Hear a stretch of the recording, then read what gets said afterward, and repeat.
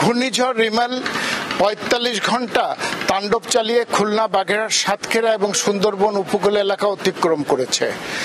ভোর রাত পর্যন্ত দমকা হাওয়া আর বৃষ্টি থাকলেও সকালে সূর্য উঠেছে এবং স্বাভাবিক জীবনযাত্রা শুরু হয়েছে।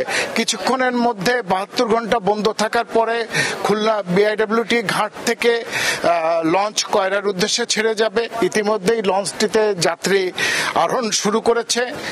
আর এছাড়া আমরা যেটুকু জেলা প্রশাসনের সূত্রে যে খবরটা পেয়েছি যে এই পর্যন্ত ৩২টি পয়েন্টের বাঁধ ভেঙে গেছে এবং ২৩টি পয়েন্টে জলোচ্ছ্বাসের কারণে ওভারফ্লো হয়ে নিম্ন অঞ্চল প্লাবিত হয়েছে এবং ক্ষতিগ্রস্ত হয়েছে প্রায় ৪.৫ লক্ষ মানুষ।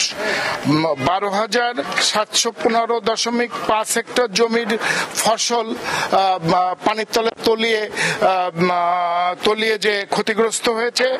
এছাড়া ৫,৭৭৫টি মাছের ঘের এবং ৩০০ পুকুরের মাছ ক্ষতিগ্রস্ত হয়েছে লোনা পানি প্রবেশ করে। এবং উপজেলাগুলোতে এখনো অনেক উপজেলায় আংশিকভাবে বিদ্যুৎ বিচ্ছিন্ন রয়েছে, যার ফলে টেলিফোন মোবাইলের যে টাওয়ার, সে টাওয়ার সচল না থাকায় যোগাযোগের ক্ষেত্রে একটা বিড়ম্বনা সৃষ্টি হয়েছে। এবং যে জিনিসটা আমাদের জেলা প্রশাসন জানিয়েছে, দাকোপে বটিয়াঘাটার একটি দুর্গম এলাকায় গাছ চাপা পড়ে ইতিমধ্যেই একজনের মৃত্যু হয়েছে গতকালকে।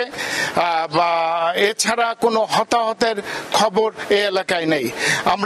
আমরা আবহাওয়া অফিস জানিয়েছেন গত ৪৮ ঘন্টায় ১৯০ মিলিমিটার বৃষ্টিপাত রেকর্ড হয়েছে এবং শহরের নিম্ন অঞ্চলে অনেক তলিয়ে গেছে। আমরা যদি একটু পরিসংখ্যানের দিকে দেখি তাহলে আইলা আজ থেকে ১৫ বছর আগে এই একই সময় আঘাত হেনেছিল। ৩৪ ঘন্টা স্থায়িত্ব ছিল আইলার তাণ্ডব, কিন্তু সেই ক্ষেত্রে রিমেলের তাণ্ডব ৪৫ ঘন্টা স্থায়ী হয়েছে এবং এই ঝড়ে প্রায় কয়েকশো কোটি টাকার ক্ষতি হয়েছে। তবে সঠিক পরিসংখ্যান পেতে আরেকটু সময় লাগবে। এই ছিল আমার কাছে সর্বশেষ খবর।